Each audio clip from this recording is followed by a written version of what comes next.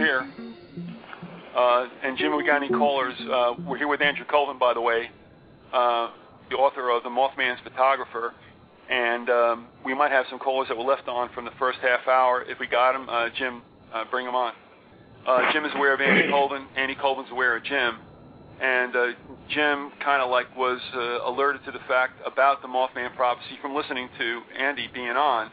But there's something that was going out also, and I believe it involved the native peoples, in some kind of artwork out in Illinois. And I'll just leave it at that, not to screw things up. But Jim, would you share with us what you found out there that you believe might be some kind of extension of the Garuda prophecy or the reality? Well, I had listened to you two, and I remember Andy saying something about anything that, like, you know, you hear all these different stories, Bigfoot, all of that, and some people chuckle, but no one attacks you until you mention something that flies. So I was just thinking about this piasol bird, and I remembered when I was a little kid, I used to go up and down there all the time, and the natives would come down from, I believe it was Wisconsin or northern Illinois, and they would paint that bird every couple of years. So my dad took me up there one day, and they're hanging off the side of the cliff, and they're painting it, and there's an old man there that was, you know, kind of running the show. And when I asked him how many people supposedly that this bird had killed, he got mad and told me that that was a lie by the Catholics. And of course, I thought he was nuts, you know, and let it go on. He said that that bird was a protector of them. So I kind of just let it go on. And then when I heard you guys talking, I got to, you know, just reading the story. And then I seen that story, the only, you know, is handed down from Pierre Marquette, who was a Jesuit priest. And the funny thing about it is, if you look at that and you look at the painting, you can go online and see a million different pictures of it. It always faces with the head. If you're looking at it, the head will be, you know, going toward the east. And he drew it. He points it going to, you know, towards the west. You know, turn the bird completely around for whatever reason. And originally there was 2 different stone carvings there and 2 paintings. And they blowed the stone carvings of the bird, they blew them up when they widened the highway back in the 60s.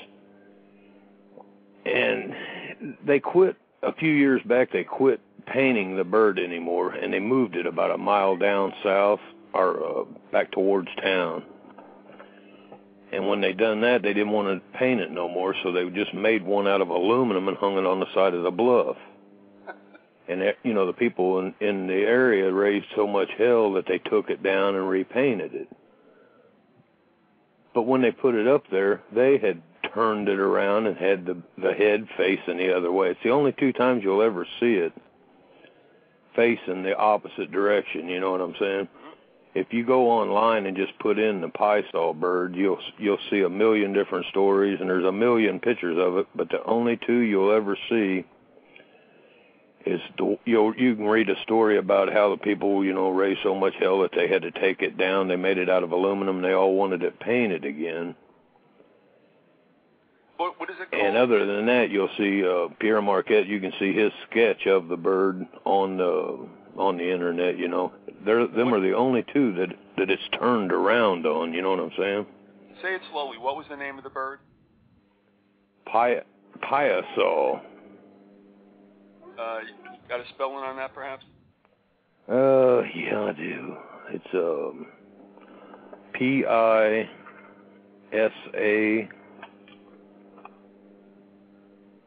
I mean, that's how we spell it. P-I-A-S-A.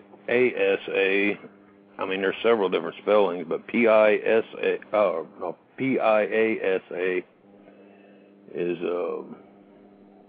the name of the harbor there. You know, so I mean, if you just put that in Google, you'll come up with a million Illinois. different. Is that correct, Jim? That's Illinois. Yeah, Alton, Illinois. All right. And what you're saying, this is date back to Native Americans who had depicted whatever they encountered on those rock cliffs. Is that correct? Yeah. And Marquette, Marquette is a Jesuit priest, is he not? Yes. For whatever that's worth. Yeah, I know. It's worth a lot. All right, Andy, first of all, are you familiar with this at all? Is this making any kind of sense as far as what you've encountered? I've been following Jim's story. I remember he said that the Oddfellows had gotten involved and sort of taken over. There was a cave that ran from one of the carvings up to the above or something. Do you remember that, Jim? Yeah. Now, I know you got a lot of listeners in Alton and in the St. Louis area, so I know that sounds like a fairy tale. But if you go, as soon as you get on the River Road, you'll look over, just as soon as you leave Alton, you'll look over and you'll see the Pie-Saw bird, where it is now. If you go, it's almost exactly 1 mile past that, you'll see 2 gas pipes that stick up out of the ground. It's the only ones on the highway, up against the edge of the cliffs. They're white pipes. If you look directly in between them, you'll see the cave. It's way up on the side of the bluffs, and there is a waterfall coming out of it. Now, when I was a kid, I used to climb around up there. I wouldn't do it no more. But one of the things I was going to mention tonight was I found out that waterfalls and salt deposits both increase psychic phenomena. That's a scientific fact. So any place like in the Kanawha Valley with lots of salt mines and lots of waterfalls, it's a perfect place for that kind of stuff to happen, for people not only have psychic things, but also to see the bird. And it sounds like, that part of the Mississippi, it's so old and so many native civilizations have been there for so long that the church has really made an effort to cover it up. And they've also morphed into, some of these secret societies that are more Catholic, Jesuit or whatever, and they're in play and always trying to, screw up the signal so that none of the pagan beliefs continue on. They'll call, these Marian visions, visions of Mary, or a white woman in flowing garb, sometimes thought to be a bride. These occur all over the world and occur mixed in with, darker images of things. And by all means, understand something that I never prompted Chica Bruce, Alexandra Bruce, to say anything. That was completely on what she sent to me via some show notes. And I had to laugh because when I said, the Jesuits, those inscrutable Jesuits. And so there again, you have somebody who I did not solicit as far as wanting to hear about that. But as you said, and as may have happened, as Jim's recalling, that out in the upper Midwest with the influence of French priests, who mostly were Jesuits, that they did a little spin on exactly what might be happening. These Marian visions are the bedrock of the Catholic faith. These earth energy visions, people seeing these different beings, but then sort of more simplifying it down to, well, it was just Mary, it was just Christ's mother, and there's an etymological link between Mary, M-A-R, and M-E-R, and M-O-N, and M-A-N, and I've read this and by people who know about it, and so you kind of start to see. Again, I've talked a lot about the name thing with the M names, Moor, Mon, Men, and how they're all so similar in meaning, involving hilltops, mounds, visions of these certain entities around these places. Now, one of the other things, Andy, also, I couldn't help but think about this. Scientifically, I've been left back 100 times. But when you talked about the increase in activity, are we looking at salinity, which seems to be a conductor of a whole lot of things? Yeah. Is this also, in the presence of water, is this also somewhat conductive for activities? Is that what you're saying? Sure, yeah. All right. Well, look, you're not the only one I've heard that from, though. I heard another guy say that, which, say the exact same thing. Not that, I don't claim to know nothing about any of this, but the only thing I can say about that whole area is that right in that area there's a huge pool, right? And up on the top of the bluffs, anyone, and I hope people from Alton area, tell you that what I'm saying is true. There's 2 huge stone chairs carved into the bluffs, you know what I mean? And everybody calls them the king's chairs. We used to go up there and drink beer and jump off the cliff into the pool. But I know I know that sounds crazy. No, it sounds like a kid, yeah. But it's just like that. Like I say, 1 mile from where the bird is now, you'll see the 2 pipes. You climb up in there and go behind that waterfall and follow that, and I swear to God, it'll come up right in this guy's backyard. And, I know that sounds like a fairy tale. Behind the waterfall, you'll find a cave. You know what I'm saying? Mm-hmm. But all of that, that is for real. And then if you go back behind that, you'll find 2 huge towers that look like they were built in the medieval days, where the monks lived. Let me ask you something, too, and we'll get on with the topics that Andrew has to cover. But both you, Jim, and or Andy, I'm only going to throw this out because it's interesting. I didn't spend a lot of time thinking about it, but I had worked in D.C., actually in the FBI, with a gentleman from out Council Bluffs way. So here's what I was going to ask you. Is there anything with Council Bluffs? Do any of you know if there's any mojo happening? I mean, I know that they were a meeting place, for centuries for Native Americans, but do we know anything about Council Bluffs, Iowa? I've been there a lot of times. I don't know nothing about it. Andy? No. All right. No, it was a high mojo place where I guess the Plains Indians at that time met. I think it's burial grounds as well, and it's also a very strange place where the Mississippi River and its oxbows and such cut out a place called, I think, Crater Lake, or Crater, I don't know, Carter or something like that, excuse me. Crater Lake's out in Oregon, or Crater, and what used to be Iowa wound up in Nebraska, but that's another whole thing. All right. Go ahead, Andy. What are we doing now? We're jumping into whatever. Well, I wanted Jim to speak to something that obviously he has just done, because the memory of such, or his experiences were conjured by what you had talked about, and there is, I think, some kind of thread there beyond synchronicity about the legend of the Garuda, which goes on and on and on. But I mean, you were going to come on, and we were going to pick up where we left off, I guess, from our last show. What was that, show 24 or something like that? Yeah. All right, let's pick it up where we left off, if you don't mind. All right, Jim, thank you. And if you got any callers, let us know. I appreciate it, Jim. Thank you. Thanks, Jim. All right, so... okay, well, we last spoke on October 19th of 2000. That's almost 5 months, isn't it? All right. Believe me, bro, I have no idea. It just flies by. I don't see it was that long, but it could have been. Yeah, so we're really trying to do I'm going to try to do the impossible here and cover that whole time period in some general fashion. All right, cool. I remember I sent you I sent you some notes here, and what I did was I looked at each week that we've seen here in the last 5 months and just wrote down what I thought were the 2, 3, 4, 5 problems for the elites, problems for the leaders, stuff that's coming out that has to be reported that they can't, do anything about, so they have to mitigate it somehow. And when I say the elites, you can envision, whatever group you want. It could be the Rockefellers, the Bushes, they're all sort of interrelated. Yeah, they are.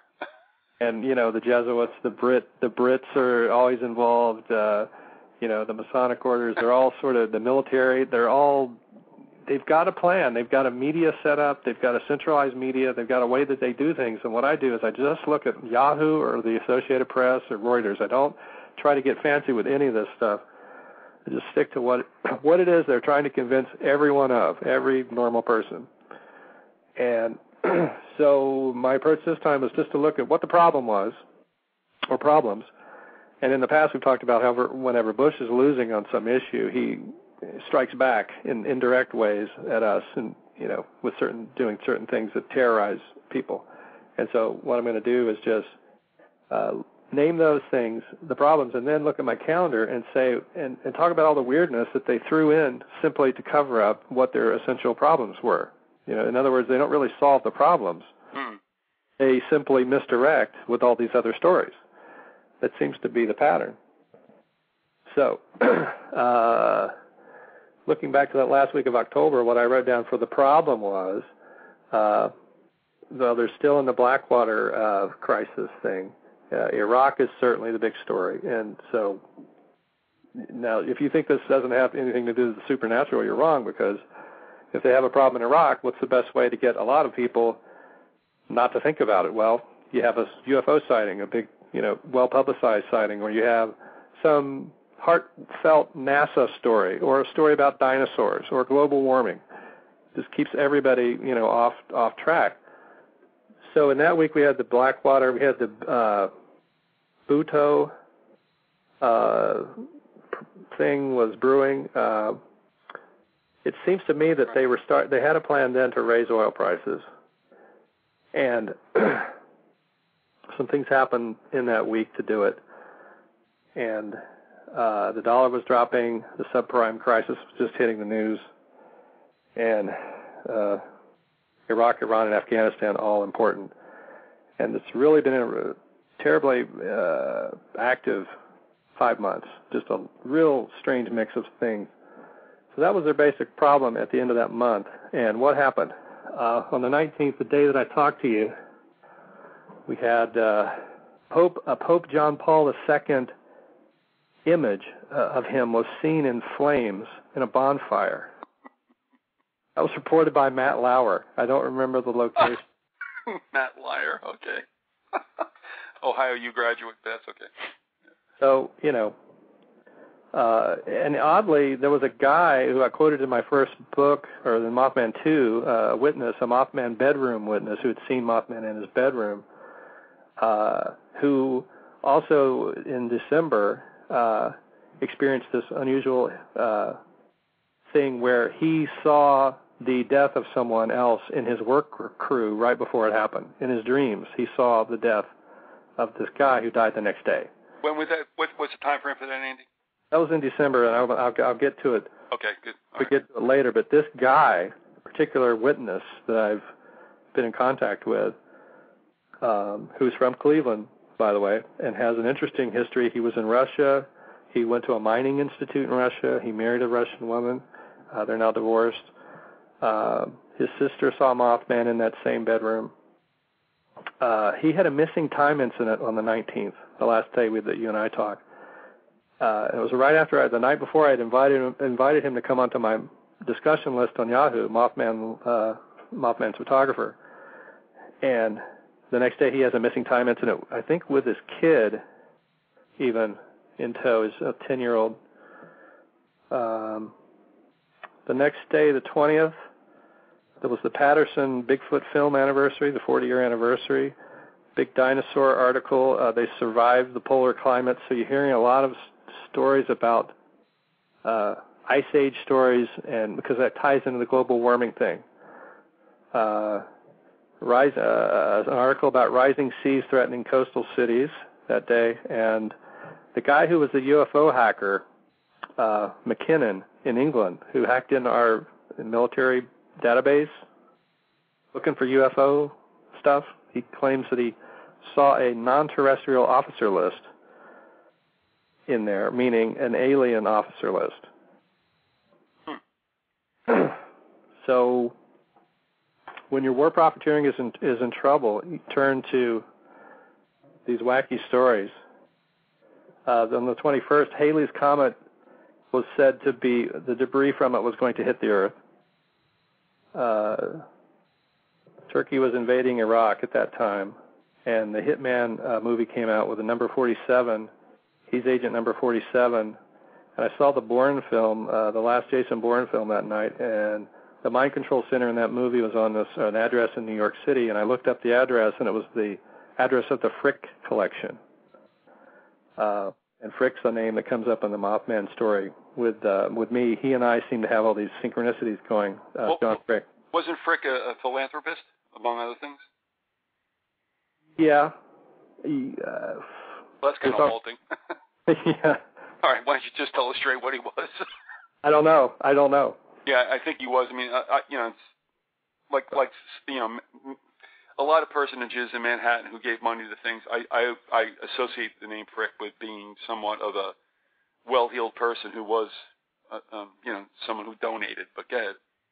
On the 22nd, no, they had a new Bin Laden tape. They had a counter-terror chief resign, an admiral, because of he critiqued the job in Iraq.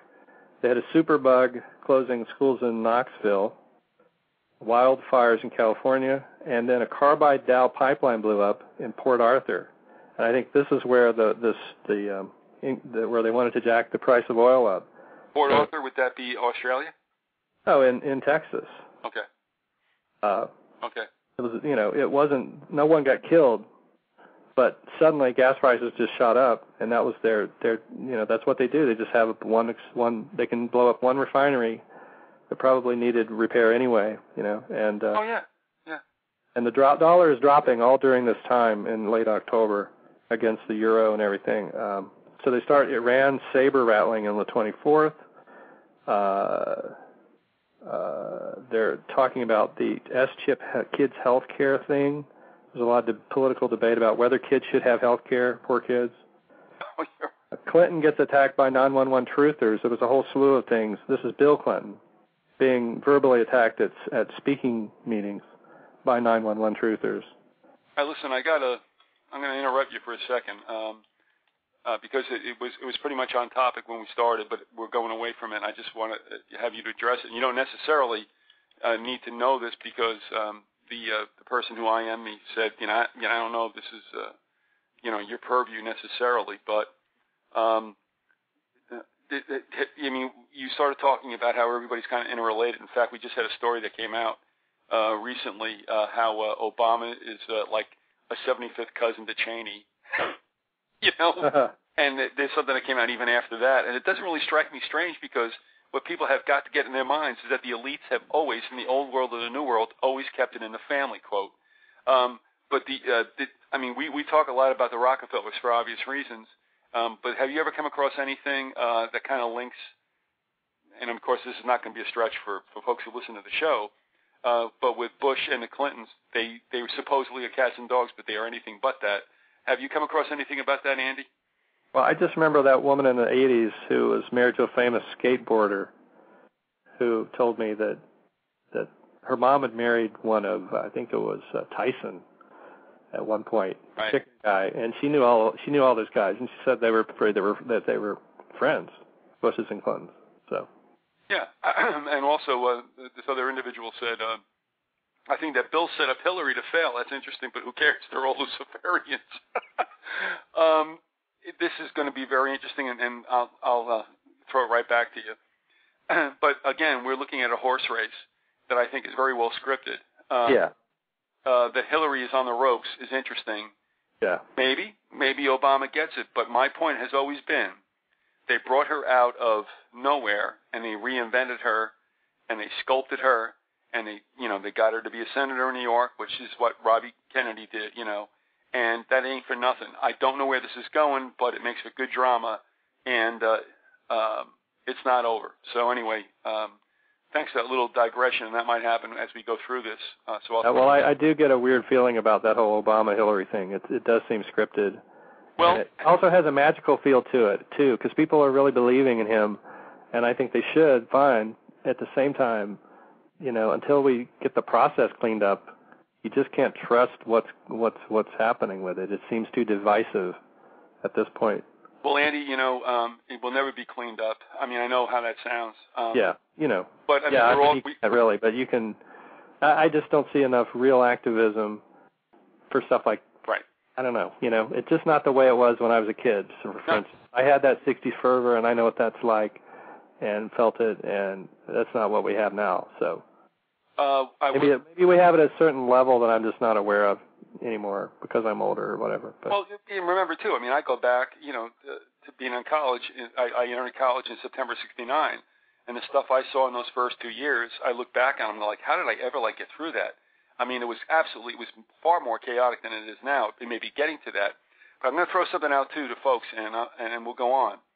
There's something interesting that happened, and that is Pelosi has, on 2 or 3 occasions, or as much as they want to put it out on media, and I'm listening to this to the Rush Limbaugh Nazi airwaves, and they're talking about how Pelosi said, without a doubt, there will be no Obama-Hillary ticket. The two of them will not be on it. And every time that she is asked why she said that, she just says, well, I've been around long enough to know, and that just is not going to happen. She's very evasive about, but very trenchant that this is going to be the case. Now, I'm going to say something. I don't know what she's about or who she's about, but I went onto her website for whatever reason, and I started checking out photos and stuff. And, folks, I ask you to go out there also and take a look. And, for the most part, they were pretty normal. And then it got to the point where she was, like, glad-handing her interns across a couple of years. And I saw 5 photos in particular. And I swear to God to you, you take a look at those handshakes, they are not normal. I don't know what that means. It's mostly female to female. There are 2 males involved in it. I'm telling you, it looks like a Boaz, a Mahabone handshake, and the old extended index finger. I don't know what that means, but folks, you go out there and take a look, and you tell me that's normal. I don't know what Pelosi's about, but she ain't normal either. And it's interesting that she said there'll be no such thing as an Obama-Hillary ticket, and will not explain it. And so that's said, and let's go on. Go ahead. Well, I will go on, but before I do that, I'll mention that the blog Zymphora, XYMPHORA, who I like, is always saying that it's all about the Israeli lobby and how they control, have a huge influence on our decision making. Like, that's the reason Cheney, is so obstinate and mean-spirited about this war, and why Pelosi isn't going to do anything to stop it. No, of course not. Go ahead. Oh, no, it's all right. No, I mean, you're right. Yeah. I mean, certain politicians, once you, according to Zymphora, once you understand the Israeli lobby, then a lot of the weird behavior makes sense. Yeah, and we had a caller who just hung up. If the caller wants to try again, by all means, go ahead. Just bear with us a little bit. Okay. So thanks for that. Let us treating that sidebar and go on. We were in October, I think, right? Oh, yeah, the 25th, they have a story, the Earth is reaching the point of no return, a UN environmental report. And there's that fake FEMA news conference where the intel agents were asking questions like they were reporters. And then also in that day, my wife saw an aura around me, which she's never done. She's totally not a non-believer in all this stuff. So if you think of me as like this super conspiracy person, my wife is exactly the opposite. But yet she has had a couple of paranormal things happen in the last. But what do you take from that? Because she's a non-believer, and that's fine. That just shows you how much. I don't know what it means. It just. Okay. I mean. You're going to die, Andy. There are aspects of personal stuff that. No, well, I mean, if you're a cipher or not, I guess is the question. Some people just aren't. I think my story kind of is that for some reason I'm got involved in this as a kid through this other guy, and now I sort of pick up these things all the time. So I just sort of embrace it, and that's how I explain it. If you're a cipher for it, if you're a Mothman witness or whatever, you will, be picking stuff up all the time, or people will see things around you. When you use the word cipher, Andy, you're talking pretty much as a conduit, aren't you? Yeah. Okay. Also, let me just say this, too. We're at the top of the hour. It's 11:02. We have with us Andy Colvin. He is the author of the Mothman Prophecies, and there's a lot of stuff going on. So let's just take a little time out, if we can, Andy, for you to do some business. What's going on? What do you have out there, and what is coming soon? Oh, well, we have the Mothman 3 book coming out soon. I just finished the principal editing, and just have to, get it tidied up for publication, and that'll be out in the summer. And new issue of Paranoia magazine, number 47. Oh, yeah, that's right. Had to be number 47 for me to be in it, so numbers turned up a lot, and it's a nice. It's one of their best, I think, overall issues. It's Stanton Friedman is in there, Joan Mellon on the JFK assassination. Adam Gorightly and Douglas Hawes did a great article on Tuesday Wells. That's right, yep. It's a really fascinating article, and she had connections to lots of, occult things in L.A.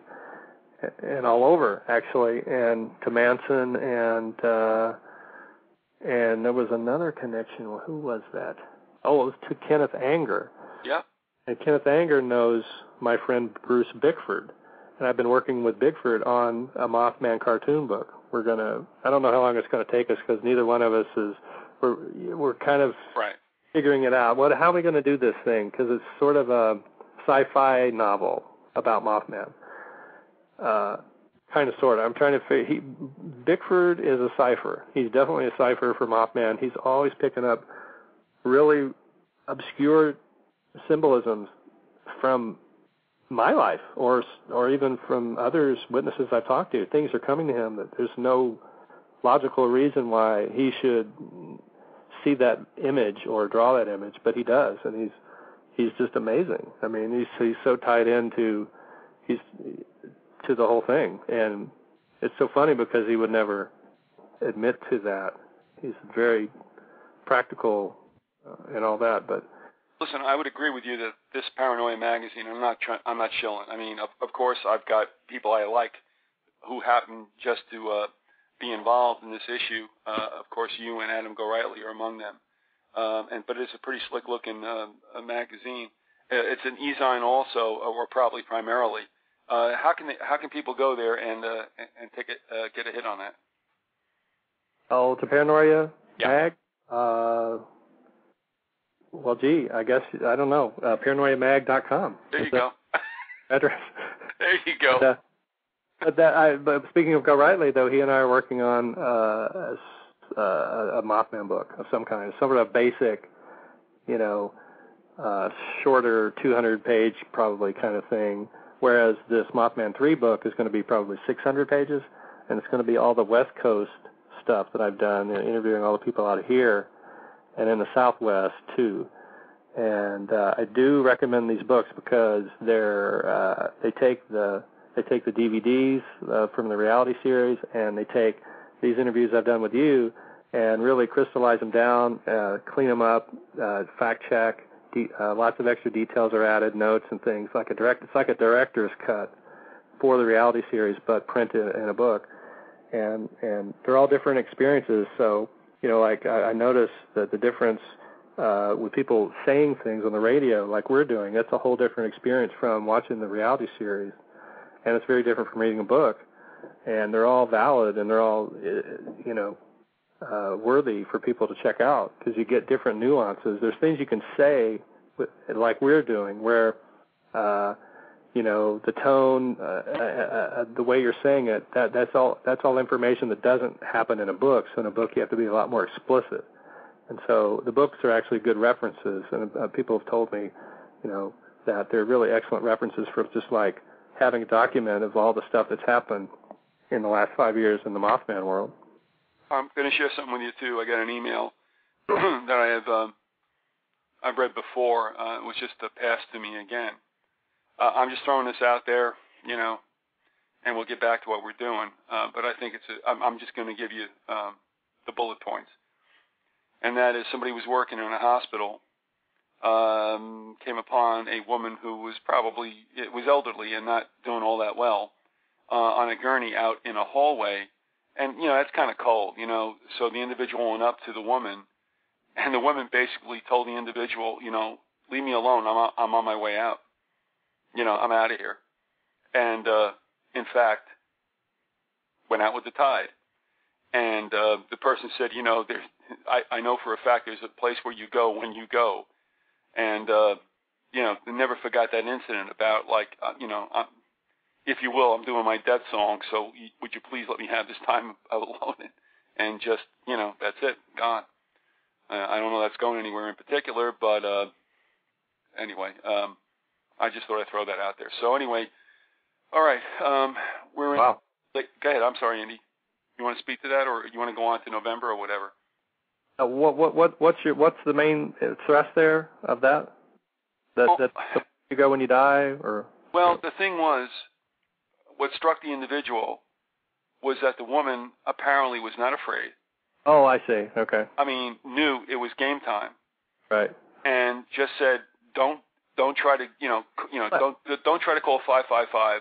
Well, that's old school. That's like the mountain way. That's kind of the way we were raised in West Virginia. It's like, You know, my vision. This may sound odd, but some of the old timers, and I sort of can see the logic of this, is to like go out in the woods and just, you know, die by yourself. That's kind of the way to do it. So the whole hospital thing is really not something that a typical mountaineer in West Virginia even wants to be around. They're like, I'm not going to the hospital. I'll just, you know, take my licks out here. And speaking of which, you know, I've heard of a good, there's another cancer cure. I'm always looking for those. This one is a maple syrup and baking soda. And what's that going to do? Supposedly there's a guy who's had a lot of success with people. Well, you mix them and drink it.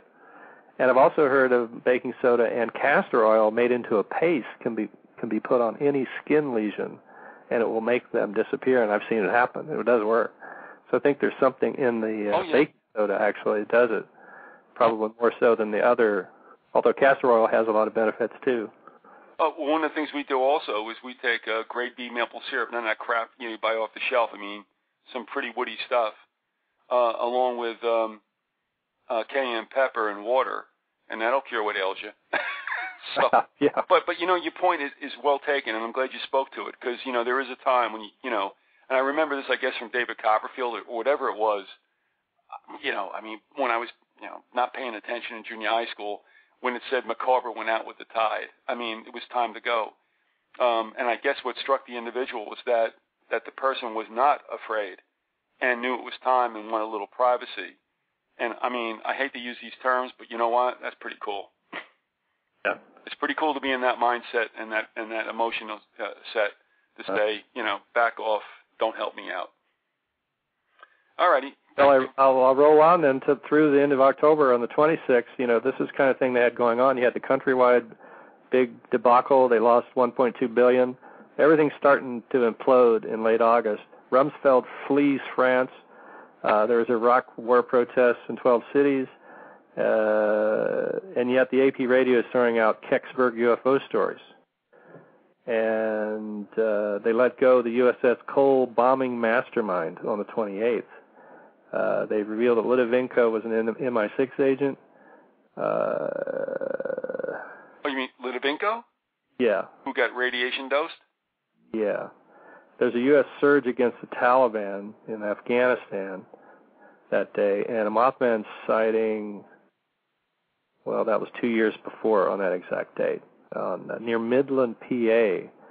And that Midland name came up because that was the name that Alan Greenfield thought that Indrid Cold was from Midland, West Virginia. It turned out it was Midway, West Virginia, and then we found out that there were 3 or 4 Midways, but that I had visited 2 of them randomly on my last trip there anyway. And guess what?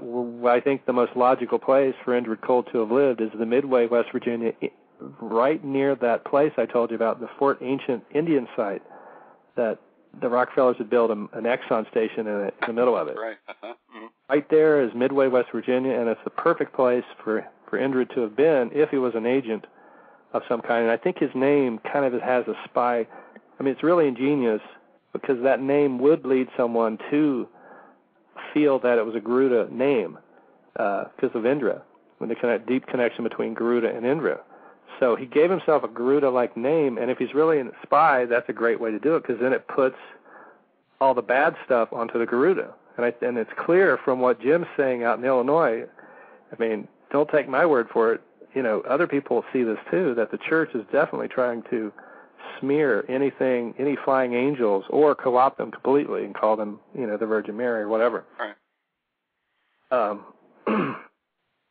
But Midway was right in the middle of Charleston, Huntington, and Point Pleasant. So it was 20 minutes to any of those from Midway.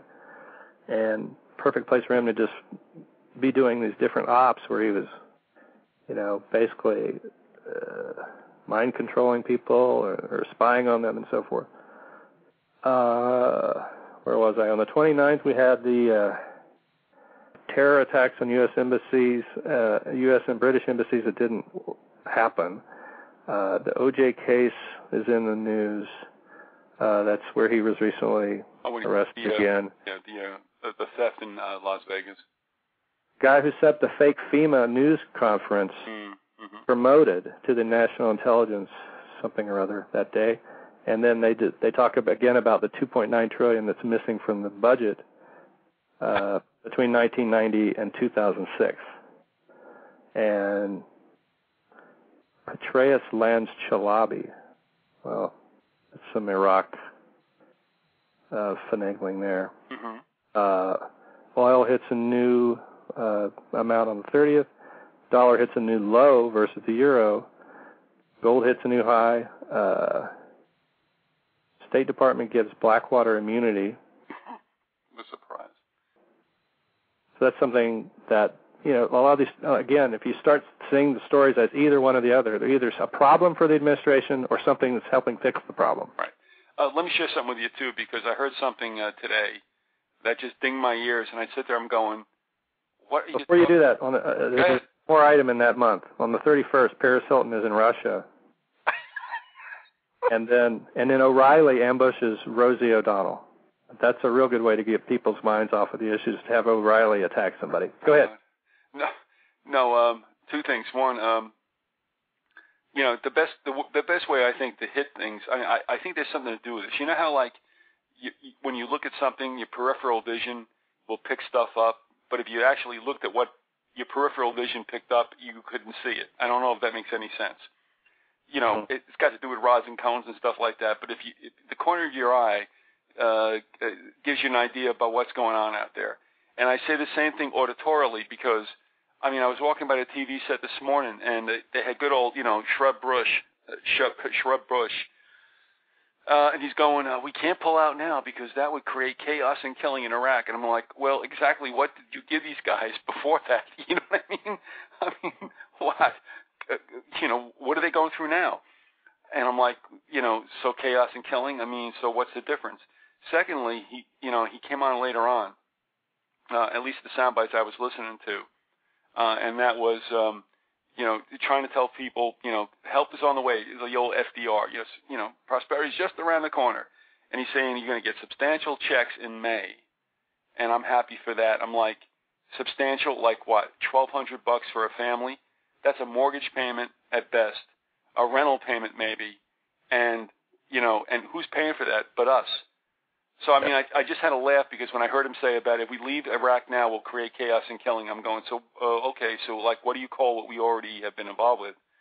And, again, it's just little sound bites that go across, and I'm sitting there going, is anybody, standing, doing what I'm doing and saying, what in the world are you talking about? Now, we got another thing, and this is going to be no foreign thing to you. I got a message saying there's an anti-Mothman book coming out next month, and the author is, guess who? Mr. Coleman, or Miss Coleman, who the hell it is, I don't know. Oh, yeah, we talked about that last time, Mothman, Evil Incarnate, yeah. Well, we'll see. How can you write an anti-Mothman book? And be a scientist at the same time? I don't know. I think if you do that, you'd lose your whatever science standing you have. Or grants and such, yeah, okay. Well, his whole thing is that he's using a, quote, scientific method.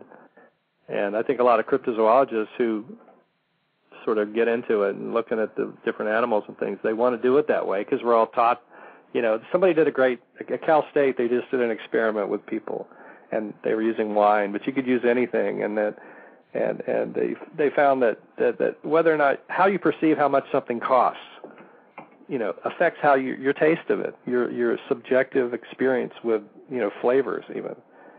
And I think it's the same, that's the reason, one of the reasons everyone's so hooked on the class system, because it's just it's perfect for keeping people in this sort of state where they're afraid to do anything that even hints at less than perfect or less than expensive, because the system, it's just, we've been doing it for so long, it's so hard to fix it.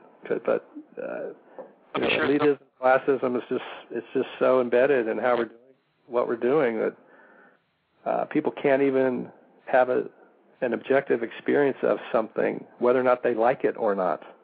Whether or not something tastes good to them, or whether they see a piece of art that they think looks pretty. It's totally affected by, this ranking of price and cost and all that. It's just sad. But, I think that's kind of the way it works with the science thing. People think that there's something better about somebody who's calling themselves a scientist. Oh, of course. Simply just look at what they're saying and whether or not there's big contradictions. And in this case, death curses don't really mix with studying something, dryly, scientifically, objectively. I want to share something with you, too, because you resonated with this person who was writing about the individual in the hospital who was dying. And just like you said, this individual said the woman wanted to be in the woods, and she wanted to die alone. That was her point. Said her daughter wanted to save her. And the individual said that by rights, the individual should have, coded her and, as it stated here, busted open her chest and given her CPR and all that, put the paddles on her, and the individual walked away. And, okay, that would be against hospital protocol, but I guess it was so powerful that the woman just said, it's my time, and now will you please bug out? So you're right. I mean, the woman wanted to go in the woods and be left alone. There you go. Yeah. Well, shall we try to get through the first week of November? Yeah. I'll try to do it. You just let me go out through the whole week, and then you can. Good luck with that. Yeah, go ahead. Right. It's the first week. Now the problem is stock plunge, Pakistan intel crisis, intelligence agency, because we have this thing with Pakistan where we're controlling their intelligence. Also, the NSA and the AT&T link is coming out in the news. That's this whole eavesdropping thing we've been talking about that happens in West Virginia, and the dropping dollar. So that stuff's still in play. And so what do they have to get us going? We have Alex Jones's Endgame comes out. I don't know if he's really involved in main national media, but maybe someday he will time a release for some effect. Who knows? The FBI on the OJ thing, they were setting up OJ. That kind of comes out. Pakistan has a big emergency on the 3rd, and that's probably that whole Bhutto thing where she ends up getting killed. Or was that before that? When did Bhutto get killed? Oh, yeah, she was killed on the 18th of October. Okay, so that's fallout from her. There's a story about a chupacabra in Texas. It turned out to be a coyote. Rumsfeld-led PSYOPs. That comes out in the Washington Post on the 3rd. King Tut's face is revealed on the 4th by the Egyptian dude. Kucinich is saying, let's impeach Cheney. Hollywood writers go on strike. Citibank posts losses. They're slamming Ron Paul at that point. Largest drug bust in Mexico history on the 5th. That probably hurt some of the leaders in the somebody in the network.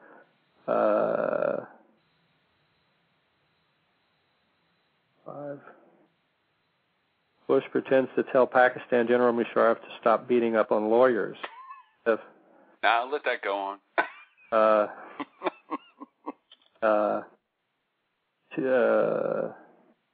Bad news on the dollar against the euro. The bounty hunter dog guy uses the N-word on the 7th. There's this odd mix again of racial, bad economic news, bad military news, supernatural, dinosaurs, and NASA stories. Mark Klein of AT&T says they gave the NSA all their data on the 8th. Merck settles a $5 billion settlement on Vioxx.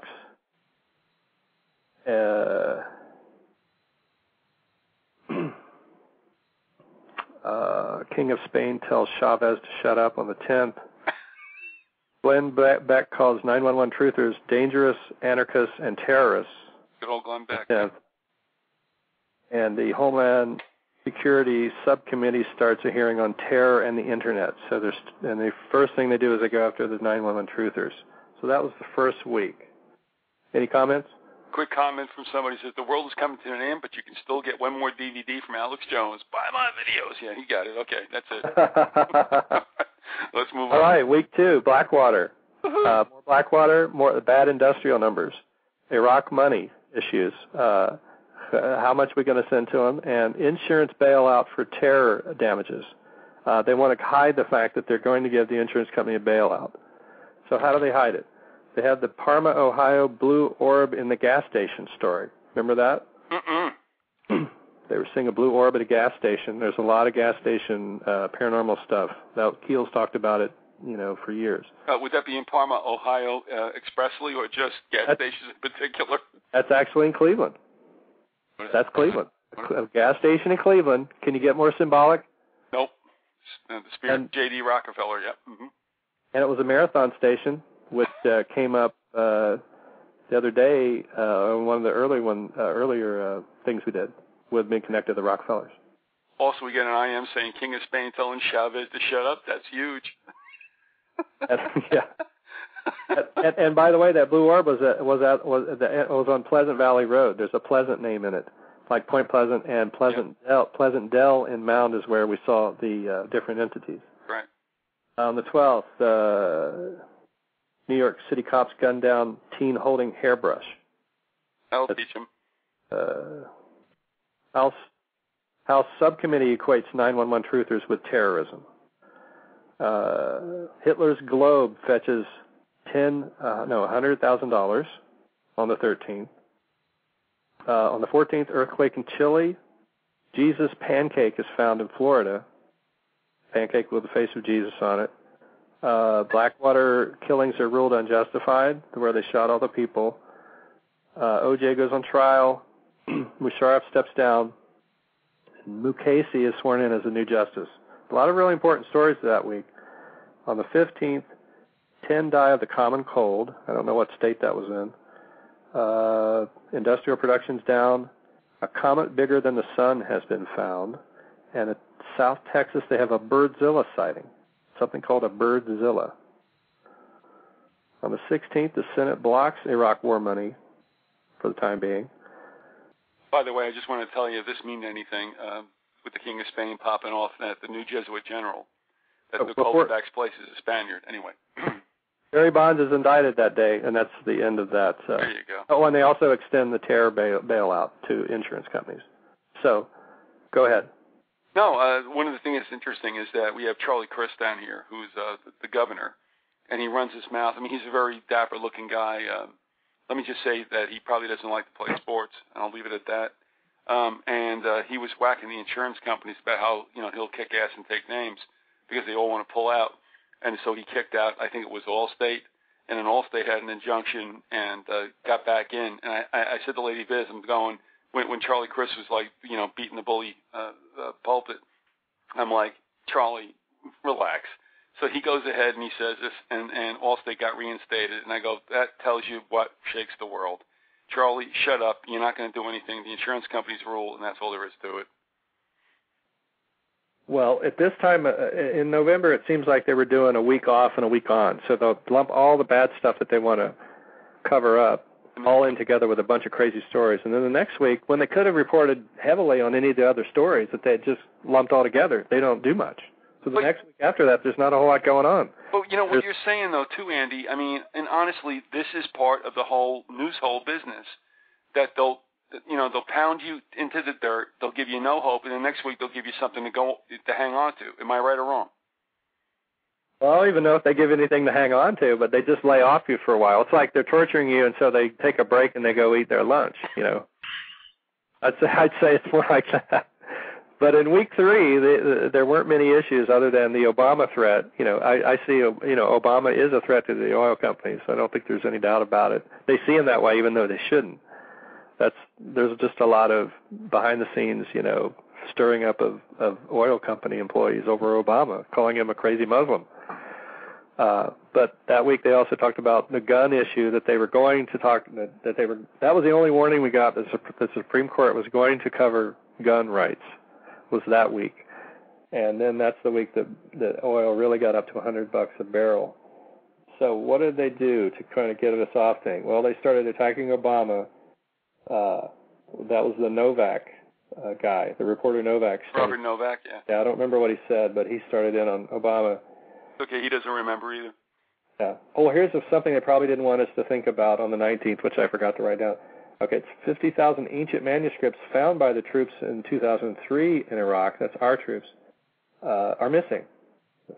Oh, who would have thought? Yep. Sybil Edmonds starts talking again about her whole intelligence stuff at that time. Or lack of. Yeah. Scott McClellan says Bush was involved in the Mallory Plame thing. That's probably something they would see that as a problem, I would think. Scott McClellan must be off his meds or something. Oh, no, I don't know if he's on meds. That's a total joke. Well, he's a total joke. It's okay. Oh, by the way, we're at the bottom of the hour. It's 11:30 in the east, and it's 8:30 out by you guys in the left coast. Where you're listening to Andy Colvin, the Mothman's photographer, is the work that he's done. It's not over. It's ever evolving. He's also got an article in Paranoia magazine. And at this point, if you want to do a little business, is there anything you'd like to add to that, Vita? Oh no, I'm ready to blaze forward at even a faster pace.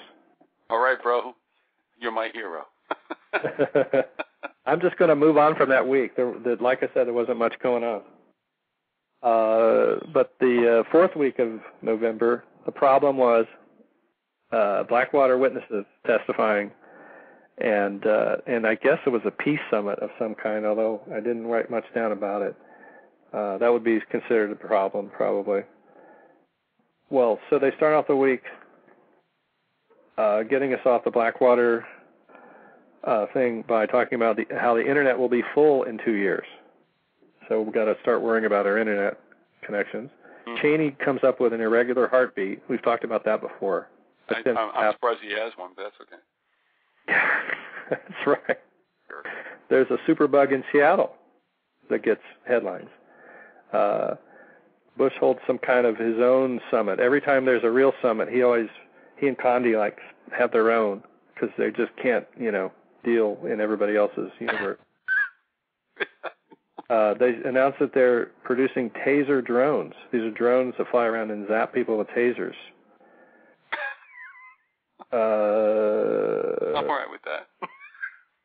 Blackwater witnesses testify on the 27th, and I don't know if I was just out of the loop, but that's all I've got for that week. That's all right. Listen, we got a caller, and Jim, you want to bring on the individual? By all means, do it. Hello. Hey, Viz, am I on? You are definitely on, bro. Hey, I tried calling on the landline. I couldn't get through. I tried my cell phone, but I hope I sound okay. Well, you're here. So what's on your mind? It's good to be here. It's great. It's great to listen to you guys, you and Andy, communicating again. And Andy, I always appreciate your insights, and you really taught me to really expand my perception of what's going on. I really appreciate the way you just kind of perceive reality in an open-ended way. And I learned a lot from listening to you and Viz and all those many series of shows. So just wanted to let you know I appreciate that. Well, thank you. Is there anything in particular that struck you, by the way?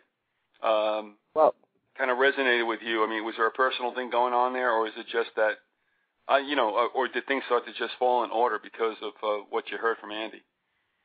Well, one of the things that really opened my eyes to what's going on was one of the kind of the free-thinking moments during Andy talking about all these things going on was he mentioned Puharich, and I'm sure you know what I'm talking about. Mm-hmm.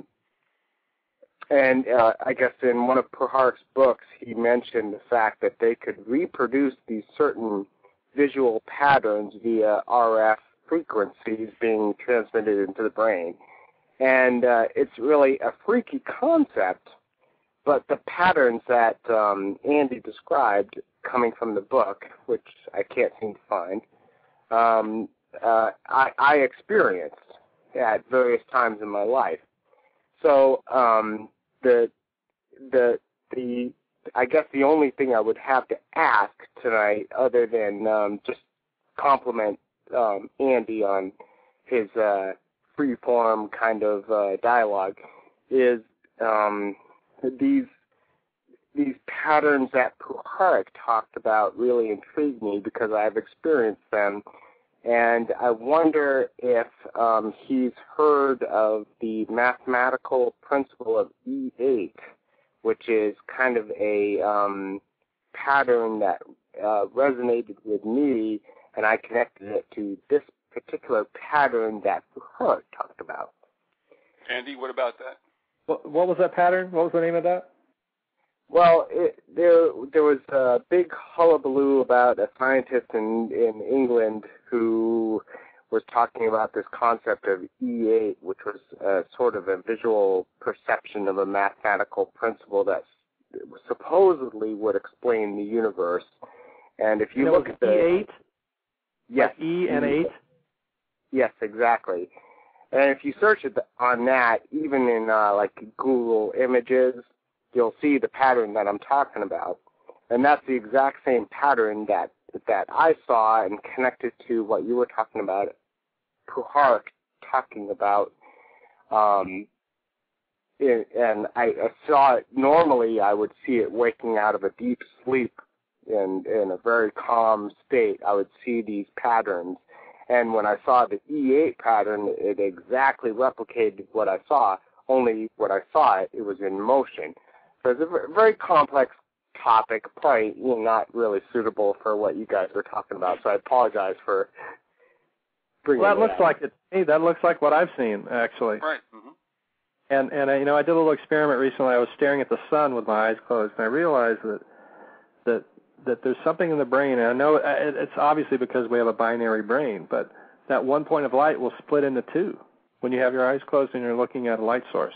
I think that's what's happening when people are seeing these two glowing eyes in the forest. They're seeing a single emanation of light or energy, and their brain is turning it into two, because that's what our brain does. And although there's also this interesting stuff, I had some synchronicities around the concept of invisibility recently, and I was reading a story about invisibility and how they're figuring out a cloaking device, and they use discs that spin, and they're like little flying saucers. But they're going to use cylinders. They're going to start off using cylinders and encase it around something, and then as the cylinder spins, it reflects. It diverts electromagnetic light around it, so you end up seeing nothing, or you see a continuation of what's there. So, but they, in order for the person inside the cloaking device to see out, they would have to have two eye holes, and those eye holes would not you would be able to see those. So that's one of the problems they're trying to work out, is how to cloak the eye holes. So it would be that the Bigfoots or the Mothman have a cloaking device on, and it's simply we're seeing their eyes through the eye holes that can't be cloaked anyway. But I also think it could just be, this subjective thing that's happening in the brain, splitting light sources into two. What the gentleman talked about with, am I to get this right? It was you said it was E8. Yeah. Yes. Well, the reason I brought up the whole E8 thing was because the pattern was very similar to what I've seen. Like if you wake up at like 3 a.m. to go to the bathroom or whatever, you turn on the light, and if your eyes are closed, you can. And I don't see it all the time, but on some nights, if I'm in a particularly relaxed state, I can see certain patterns, and they're swirling patterns that resemble the E8 pattern. And the other thing that really resonated with me was Viz, you talked about, you had Bill Zabel on once, and he talked about in Columbine where a certain teacher had one of these, I'm trying to remember the name, a Leda machine, which was a sort of a mind control device. Mm-hmm. And that's like going way out on a limb. But it was RF based, and Puharich talked about RF activation of this certain pattern, visual pattern that he could induce. And just it was very fascinating to me and really interconnected. Andy, Zabel did mention that. That's a good point, caller. And I don't know if you can chime in on that whatsoever. Of course, Abel talked about it with regard to what took place at Columbine, which he's done some really good work on, beyond what we've ever heard on the mainstream news. Is there anything, Andy, you want to contribute to that? Oh, not exactly. No, I mean, that's a pretty hot topic, and, the caller has stated it accurately, and that's another whole show probably. So, well, I mean, I can kind of jump off of it and go kind of in the same direction with another symbol that that's, there's the E8 pattern, and then there's 4 E8 patterns, because, every quantum spin eventually splits into 4. And you find this 4 thing happening, all over, in India, from Native American to DNA research, where DNA, there's 4 basic coding mechanisms if you're studying DNA language. By the way, I looked at the DNA, have you ever seen the stack of books that it takes to read one human genome? It's like a stack of books like 30 feet high and then thousands of pages. That's how much, how many dots and dashes and so forth are in that code. And the codes tend to be, I forget the word for it. It's when it's the same, a palindrome, backwards and forwards. Yeah, right, yeah. A lot of them read the same backwards and forwards, which causes the duality. It's like an underlying duality that's built into the DNA, and that plays out in the brain, and how the brain will see one thing and split it into 2, and it's how the quantum particles start off with 1 and split into 2, and then go to 4. And it's the Ezekiel's wheel thing, which was a 4-based vision. But I started, I was reading a Buddhist book about thought patterns and how you cut them and how you can practice controlling your thoughts, and it ties into the cross symbology. The thoughts come up, assuming you're at the center of the cross, or your mind is, and your mind is pulling energy up from the earth, and this comes up, and you can start visualizing your thoughts as coming up from the earth. Not being your own, but just sort of popping into your brain, and this is how it kind of is. It works this way. It pops in, you have a thought. What do you do with the thought? You can go sideways, what's called sideways in Buddhism. It's the Western word, and you can start traveling with that thought.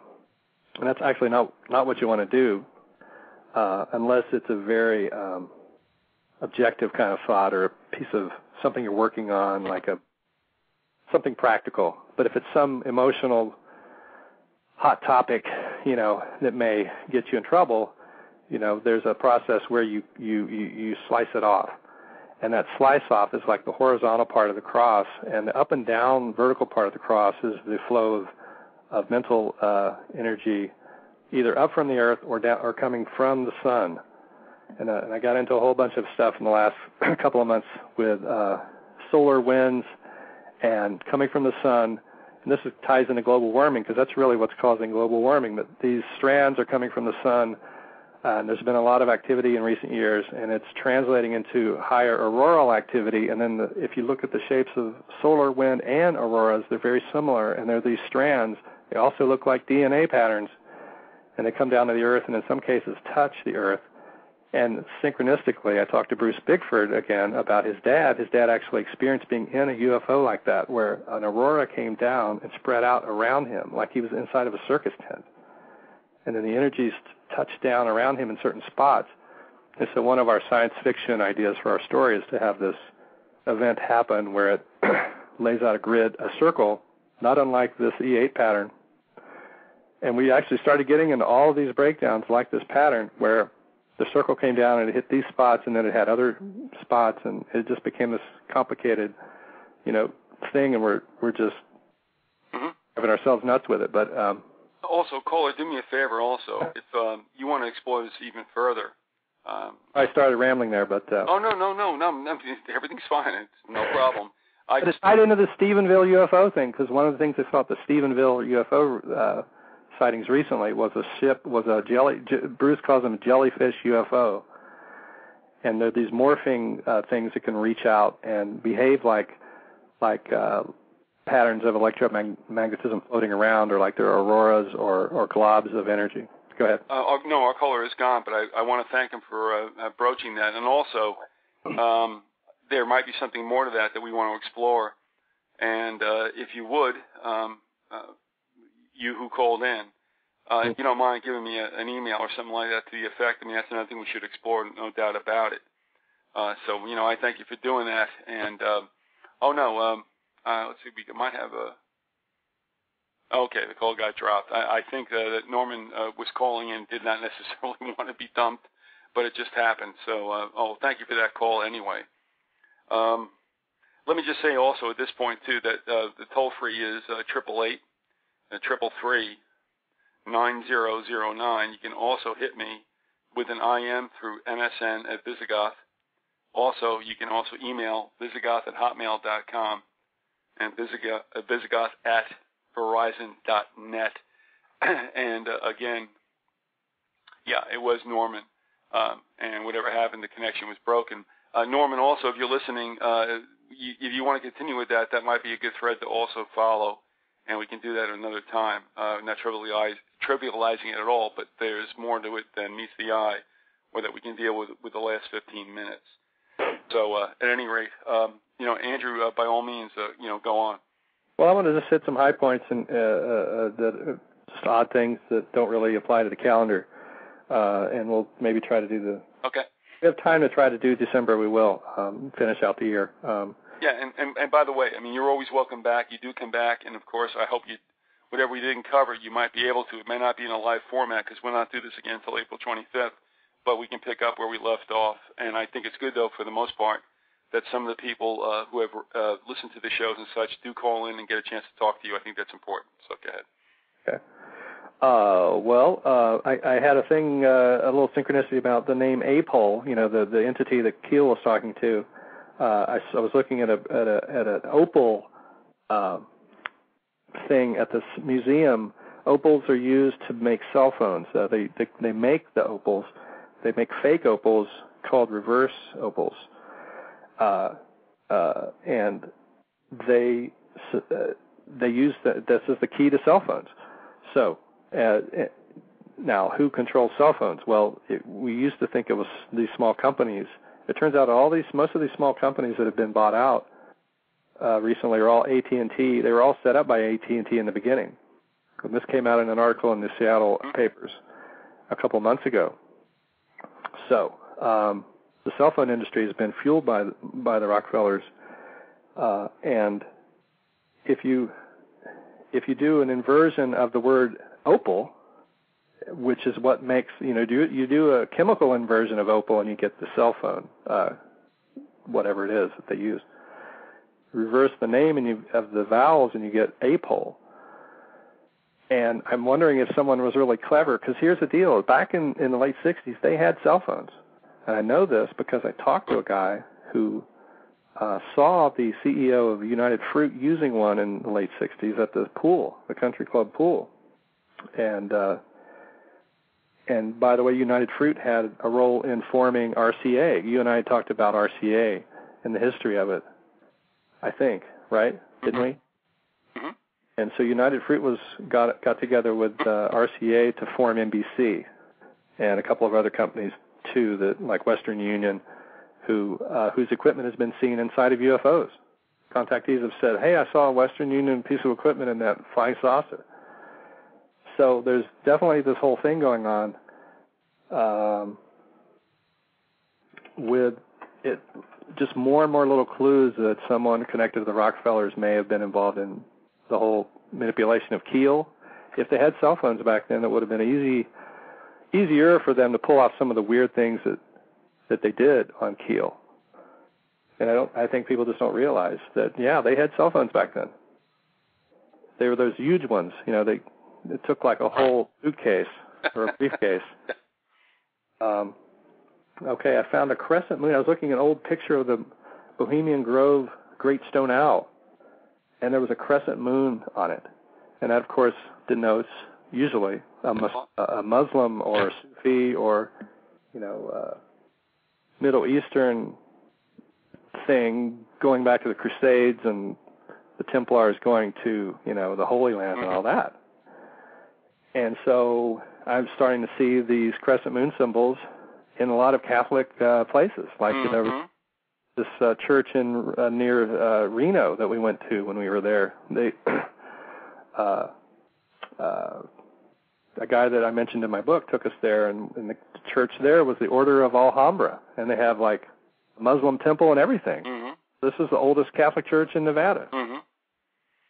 And there was one in Boomer, West Virginia, where the carbide plant is. There was a Catholic church there that had some, Moorish things in the architecture. Trappings, yeah.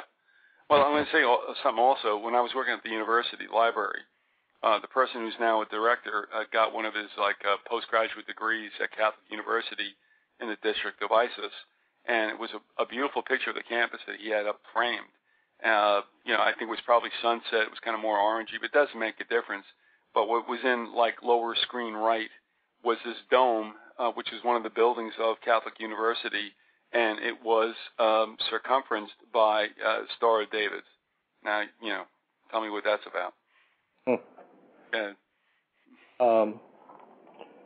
Another sort of thing that got me going was this thing with hoaxes in the Mothman story. You'll have a hoax that actually ends up having significance. There was two of them, actually. There was one where I sent out an email about, it was in the book. I mentioned John Kerry being photographed with Anton LaVey. And somebody said, well, that was a hoax, Andy. Somebody wrote a review of the book and said that. Right. It turns out the hoax is kind of interesting because the pictures they used they used Marilyn Manson, whose name is derived from Marilyn Monroe, and Charlie Manson, both of who have, I haven't talked about Monroe, but, the connection to RFK and RFK's connection to my school, my elementary school, and Manson's connection to, the elementary school and the whole neighborhood and everything. But then this name, along those lines, the other picture they used to make that hoax picture was Rami Salami, some clown dude. And that kind of tied in to, and there's this odd picture that they used that had that whole clown assassin thing going that I've talked about before. The clown assassination teams, remember that? Remember that one? Yep. One of my witnesses said that was a real thing. They're a psychologist too, so I tend to think they're not, making it up. But this other hoax thing was the name Mothman, which, the cryptozoologists love to point out. Well, that's not really that word. It's just a made-up name. And we all like to see it called what it really is, which is either Garuda or Thunderbird or Piazza or whatever. But no, they're calling it Mothman. Well, it turns out that name too ties in because Mot in Egyptian is the female winged goddess who weighs your soul after you die. It's kind of a Christ-like figure, and there's all these, similarities with Christ imagery throughout this whole Mothman thing, and so it's M-U-T, and it's pronounced like moth, and it could be in fact, linked way back to the word moth, but her temple was at Hatshepsut, the queen of Egypt, built, a temple to Mot, and that was the temple where some terrorists shot a bunch of people years ago, and that's where Robert Gabi and I visited, and we had these. It was just a strange place. I really felt it when I was there, and it's interesting to find out more about it. But she was sort of, the black sheep of Egyptian history, and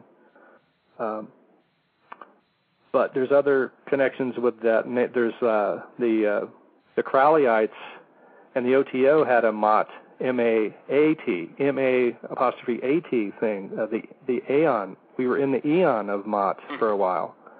Now we're in the Eon of Mot, Ma-Ion. Ma-Ion. Now it's M-A-I-O-N, which is a mound word almost. It's it's very similar to mound. So Mot, morphed into mound in the OTO. And there's other words that are very similar, like Mithra, and Mitra in Buddhism means friend or protector.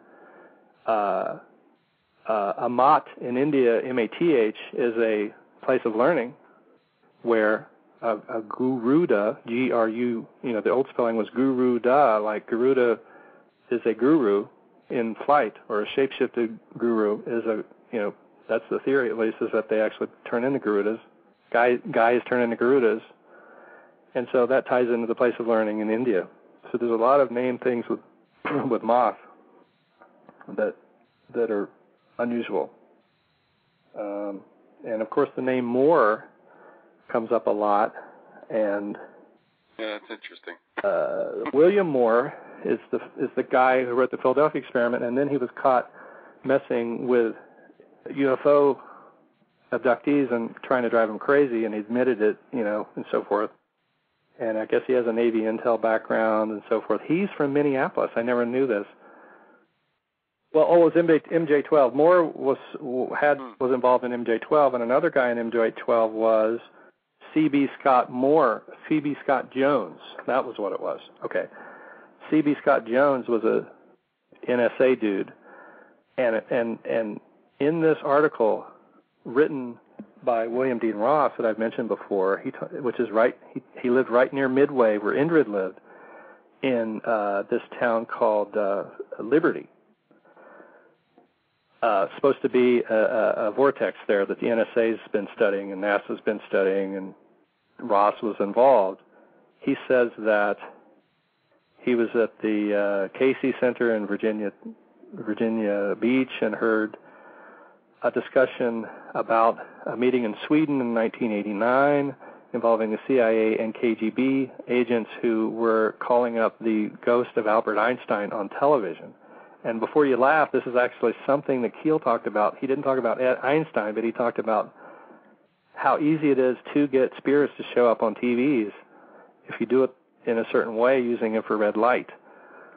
Now, Ross says that the men attending that Swedish meeting were C.B. Scott Jones, who connects to William Moore, who I mentioned earlier, and John Alexander, the remote viewing guy, the famous remote viewing guy, and a guy from West Virginia University, Oleg Jeff Minko. So you have a West Virginia tie into the Aviary and the MJ-12 thing.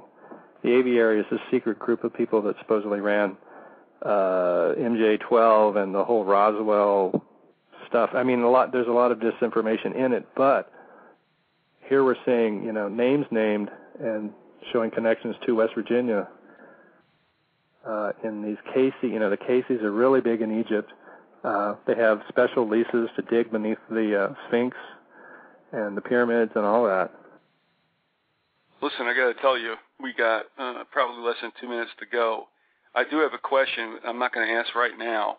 I'm going to use it I might even submit it, but I'm going to use that as a springboard, which, if you don't mind, we can pick it up and take it on a pre-records. And the question was, it makes you think about Hollywood's take on a man that changes into a Superman that can fly.